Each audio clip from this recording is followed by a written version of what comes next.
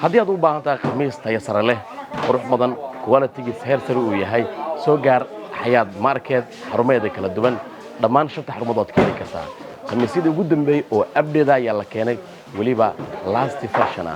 naqshadahan hadda waxay yihiin kuwii ugu dambeeyay waaye waa qurux badan yihiin sidoo kalena ma ahan kuleel waa kuwa qabow sidoo kale ku soo jeedinaya ku darso Xayaat Market labisyada khamiiska waxay ku jiraan qiimo dhimis 20%